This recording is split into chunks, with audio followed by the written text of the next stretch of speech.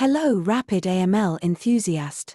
Managing money laundering, terrorism financing, and proliferation financing risks requires a comprehensive strategy, and that's where the 3 lines of defense model comes in.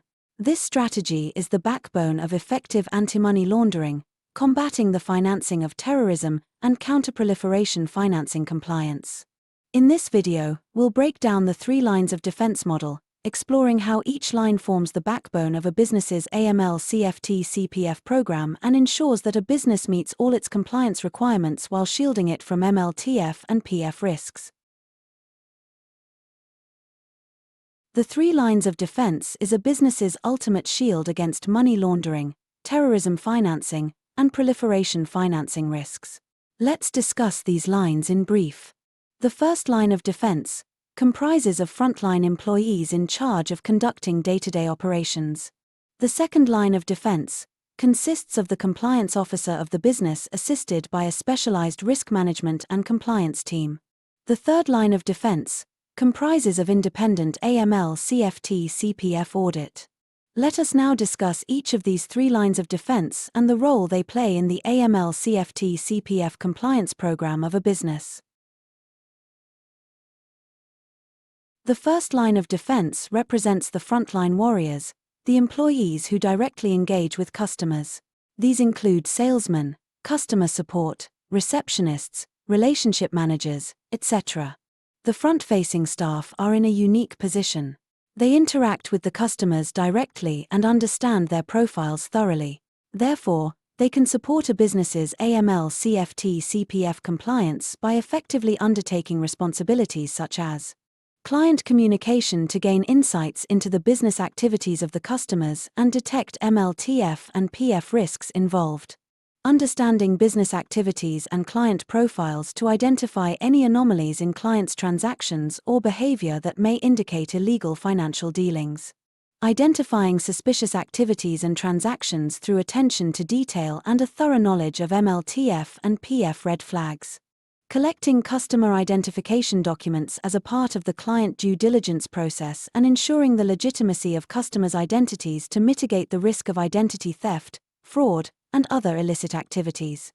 Reporting suspicious activities and transactions to the designated compliance officer along with the necessary details, escalating them for further investigation. The second line of defense is the compliance officer, assisted by the compliance department of the business. These employees are experts and understand the business's AML CFT CPF compliance obligations in and out.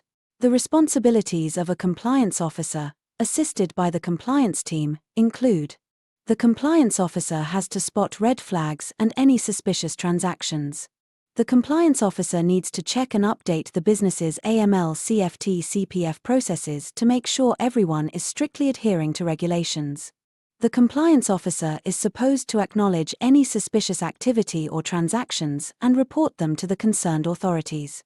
The compliance officer is required to send various reports to the financial intelligence units, FIU, like the Suspicious Transaction Report, STR, or the Suspicious Activity Report, STR. The compliance officer plans necessary training and awareness about AML CFT CPF regulations for employees. The compliance officer reports to senior management of the business on the status of the AML CFT CPF compliance. A compliance officer needs to coordinate with the supervisory authority to counter MLTF and PF threats. The third line of defense is the independent audit function, in charge of examining the effectiveness of the AML CFT CPF compliance program of a business. Independent audits ensure that any vulnerabilities in the AML CFT CPF compliance processes of a business are recognized and addressed. The unbiased perspective in the audit report ensures accountability across all levels of the business. Therefore, the responsibilities of the third line of defense, or the independent auditor, include: reviewing the enterprise-wide risk assessment to check for changes in risks and alignment with AML regulations. Reviewing the AML CFT CPF policies and procedures to identify the flaws and correct them in a timely manner. Independent testing of controls to ensure that they are working properly. identifying gaps in AML processes and suggesting corrective action to fill those gaps. Assessing the AML CFT-CPF training program to examine its quality and effectiveness. Assessing the effectiveness of the record-keeping function to ensure that proper, accurate, and complete records are kept.